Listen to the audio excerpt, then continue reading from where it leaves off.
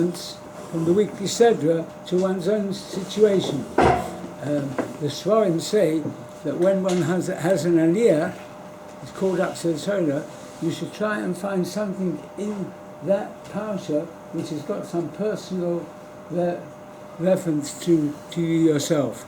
And looking at yeshiva generally, you don't have to look further than the first two words. V'hoya kisavai el haaretz. V'hoya, the Gemara says, v'hoya is an expression of simcha. Vayihi is an expression of vai, not so good. V'hoya is simcha. V'hoya kisavai el haaretz. When we have the schus to come to Eretz Yisrael or to live in Eretz Yisrael, this should generate a general simcha, which is applied to yeshiva generally. Yeshiva is in Eretz Yisrael, so there's a message even with the first 2 or 3 words of the whole Sedra. Now, if you take the words kisavai and you rearrange them, you'll come up with another word. Any ideas? Take the word kisavai, I'll tell you how you spell it. Tov, Veis, Vav Aleph, Tovai. Take those letters, rearrange them, and you should come up with another word which everyone here knows. Anyone? Quite difficult. Kisavai, we're just putting a bit of a puzzle to them. The word kisavai, Sof, Veis, Vav Aleph, if you rearrange the letters, I think the Baal Turim says this. You'll come up with another word. Don't tell out.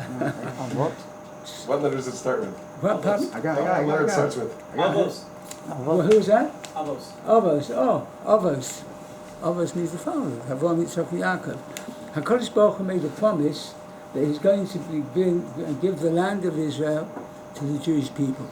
Now, I don't really know a little bit of the history, but everybody's Molly Simcha. I remember when the United Nations was a Balfour declaration after the war, Jewish people knocked about, to say the least, and they took the vote, there was a majority, they then designated the land of Israel to the Jews. Great simcha. If you're a believing Jew, the Torah says, HaKadosh Baruch Hu promised the land of Israel, HaKadosh Baruch Hu promised, Nishba. Now, if you give your word, and you're a respectable person, you are expected to keep your word. If you shake on it, it's kind of an oath. If you say the words, I swear, then you're committed. Now, a human being is limited. If a person swears he's going to do something, and then lo aleinu chas v'shalom he gets a fatal accident, he can't fulfill it. But a promise made by Hashem is impossible, it shouldn't come about. And HaKadosh Baruch Hu made a promise that he would give the land of Eretz Yisrael to Jewish people. So our rights to the land of Israel is because we've got a promise. Now, that's for our own. I mean, we might wonder, Jewish people came here and they pushed out all the Arabs and they took over, what rights, it's not very fair. Nobody would come, somebody came to your front door and knocked and sent you flying, took over your house, you'd object. So they go and claim that, right? So, on the other hand, right, we have to know that our rights to Eretz Yisrael is because HaKadosh Baruch Hu actually swore, I said, this by saying, I will say it. Now, if you were to, there's a word in English, put it into sort of not capitulate, to make it into small, what's the English word for that? Capsule. Capsulize, is it? That's the word. Pardon? Encapsulate. Encapsulate. In the 2 parts of this said into 2 words. The first part would go under the heading of Hakoros HaTayv, about the first fruit. The second part would be under Schava Eidish. Now, if you are a believing Jew, and it's got quite a good idea for everybody to kind of do a bit of homework and find out what you're supposed to believe in. If somebody taps you on the shoulder and says, are you Jewish? Yes. What has a Jew got? She said, I believe in Hashem. Is that the whole story? Actually, there are 13 things that one has to know to understand and believe that Hashem is in control of everything, right? The 13 Animamim, some people say every day, you have to strengthen it every day. This person's got a Yetzirah and can wave from one to the other. But the main concept of Mamishas Bikurim is Hakoros HaTayv. We show our recognition. Hashem brought us to this wonderful land, gave us these wonderful fruits, and we come and we bring part of the first fruits, we bring it to the Beis HaMikdash, and we thank Hashem for this thing. Now, in relationships, we've said this before, I think, whoever it is with one another, the husbands and wives, with our relationship to Hashem. Right? If a person's got Hakar Satayv, this is the glue, this is the thing which keeps things going. If people had the correct Hakar Satayv, there wouldn't be so many divorces. People recognise when someone does a favour to somebody else, and by showing, and when we make a bracha, we're doing just that. Thank you for this, thank you that, thank you for the other. Now, I wonder whether anybody has ever studied the human hand. It's quite a fantastic instrument when you come to think of it. How many different things can you do with your hand? Lots and lots of different things. It's very useful with the fingers and the this and that and the other. The Rabbeinu Bechaya says that there are actually 5 senses. Human beings got 5 senses. What are they? Taste, smell, sight, hearing, and feeling. And he said each one of one's fingers can be attributed to one of those things. Like, for example, hearing. Hearing, he says, is the power of the small finger. If your ear is a bit blocked, what finger do you use to to clear the channels? You usually use your little finger. Right? That's the power of hearing, little finger. If, for example, you wake up in the morning and you've got some sleep in your eye and you want to remove it, what finger would you use? Usually use the second finger, naturally. A baby sucks their thumb. The thumb is what? Is taste. That's taste. This one is for the nose. I won't go into details what one does with one finger, right? But it's quite useful, right? And the hand has got a lot of different powers. Hand, for example, if you hold your wife's hand, not your girlfriend's, but your wife's hand, right? It generates a certain connection, a certain love. You can defend yourself with your hand. You can position your hand into a fist and you can use it as a weapon. It's got an enormous amount of different things, right? That is the human hand. And part of all the things which we have and which we see, all these different senses are things which you should appreciate. For example, if you take a fruit into your hand and you eat it, you use first of all the power of seeing, looks good.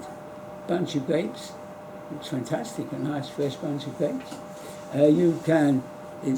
Some fruits have got a nice scent. Some fruits have got one of the senses is of course feeling, and that's the longest finger, because if you want to stretch out and feel something, you'll probably use your longest finger. So all the 5 senses are linked up to the 5 fingers, right? And all that is part of Hakar Satayv. A Jewish person came and he had his fruit and he brought it to the Beis HaMikdash. So the theme of the first part of the Seder is basically to show our recognition of all the kindness which Hashem does. I asked somebody this afternoon, has there been one day when you didn't know where the next piece of food is coming from? We take for granted, we have breakfast, we have dinner, we have supper, plenty of nash, right? There are people who are starving, who don't know where the next bit of food is coming from. We wake up in the morning, our sight is working. A man once woke up in the morning and he called up, put the light on. They said, the light is already on. And suddenly he realised he couldn't see, he nearly panicked. Baruch Hashem, we wake up and we can see and we can hear and all these things. And there are brachas which you make in the morning in appreciation to all these things. So the first part of this week's Seder deals with this mitzvah of Hakar Satayv. And as we said as well, if one shows Hakar Satayv to their parents, parents are always wondering what's going on with their children. A phone call here or there, a note, a message, it means the world to them. Right? My children phone me up. One of them phones me up every day from England, right? And we wait for the call. And it's nothing special, just a contact, but we welcome it very much, right?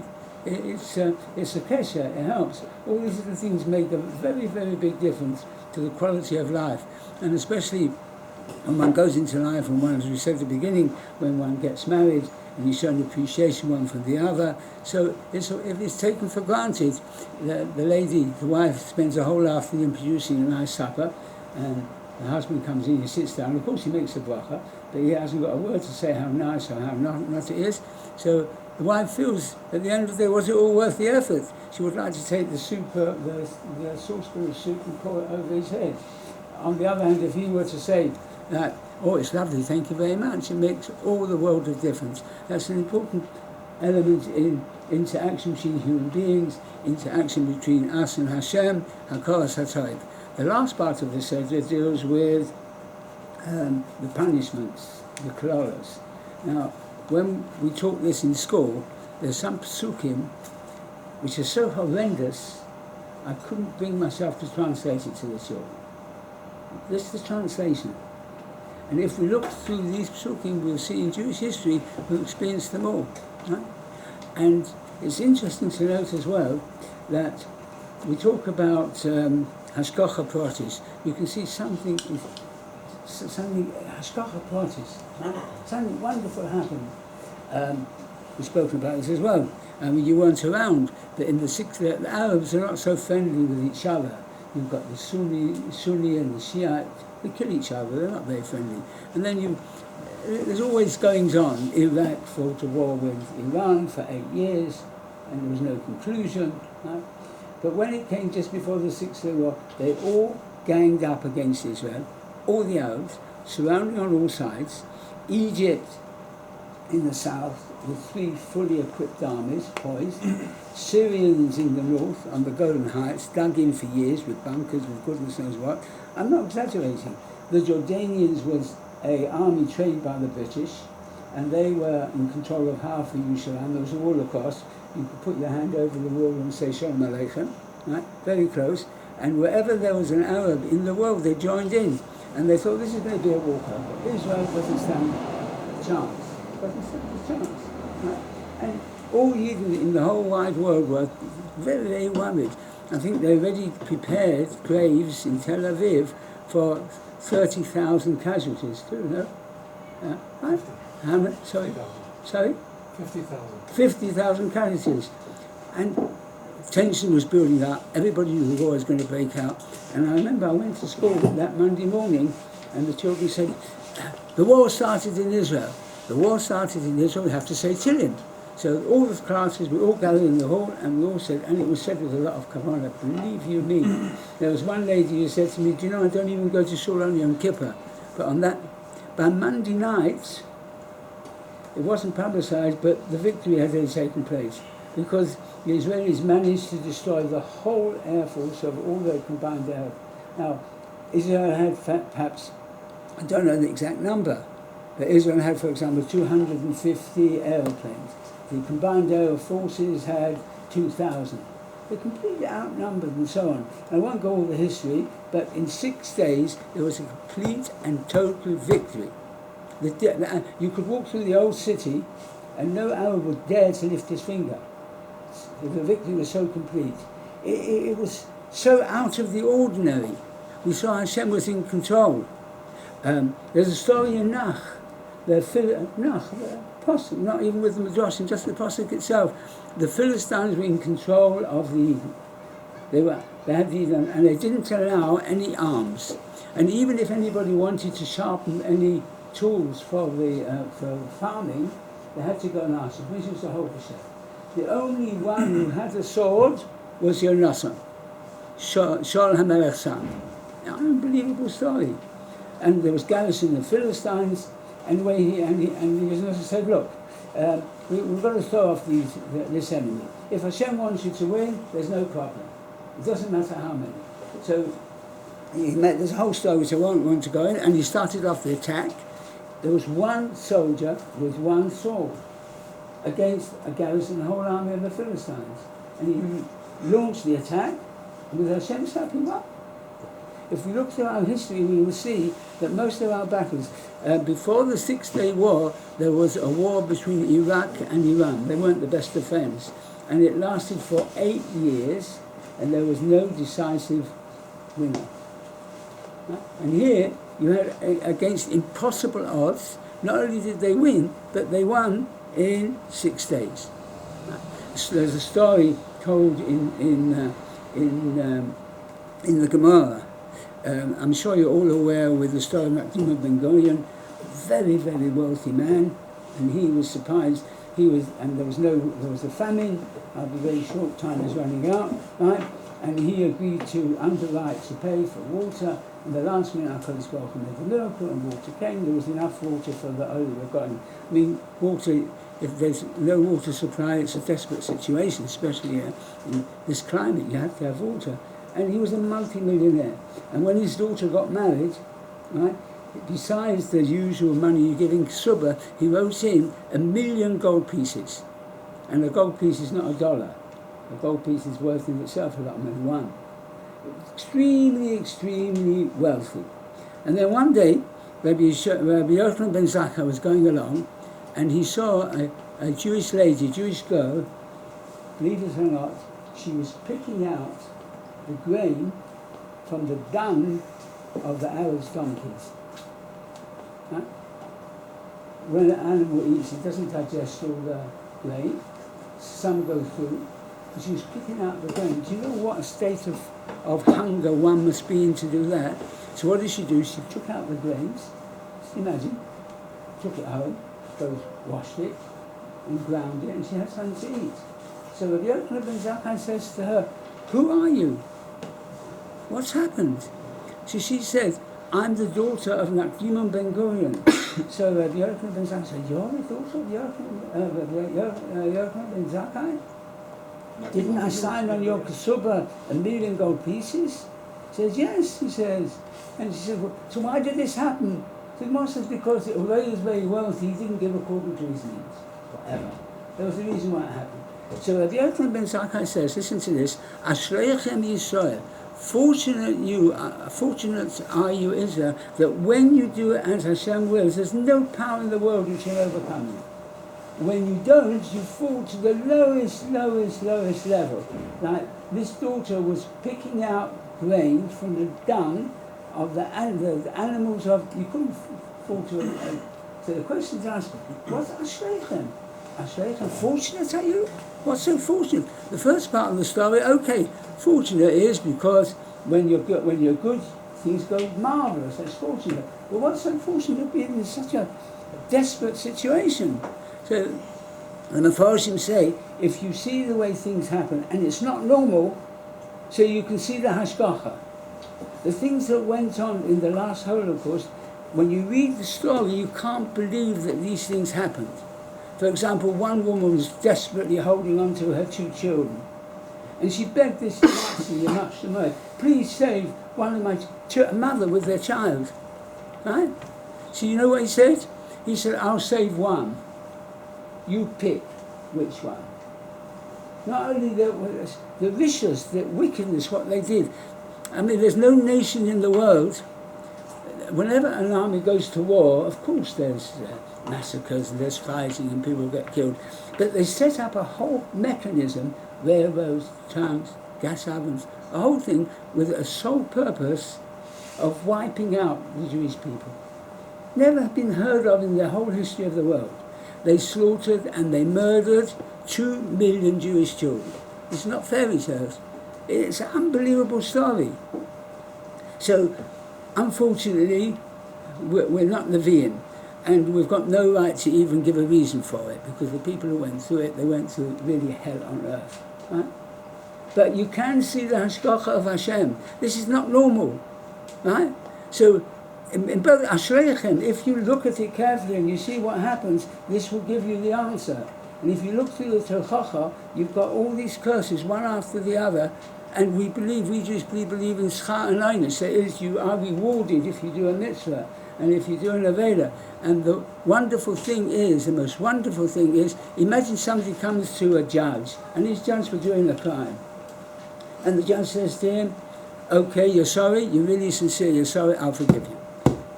Next year, the same fellow turns up, and this goes on year after year after year. Turns up, what have you done? But didn't you say you're sorry 25 years running? What are you doing here now? You think I'm going to forgive you? That's what happens with us. I mean, I'm a bit older than you, so I've done this many more times than you have. But each Rosh Hashanah and Yom Kippur, if we are a little bit sincere, we say, Shlach lanu, please Hashem, please forgive. You said that last year, and the year before that, and the year before that. And still, if you are sincere, HaKadosh Baruch Hu accepts it, right, and doesn't look so much to the future, and you get the slate cleaned. So Rosh Hashanah and Yom Kippur, it's a stressful day, you're fasting and you have to daven, but it's the most wonderful, wonderful opportunity. You can clear the slate, and one should do their best, right? And by doing that, we can rid ourselves of all these terrible, terrible things which happen. And these terrible things are there to show us that HaKadosh Baruch Hu is really in charge. And if we use Rosh Hashanah and Kippur as we should really use it, so we can turn all these curses to a blessing. Nearly 7 o'clock.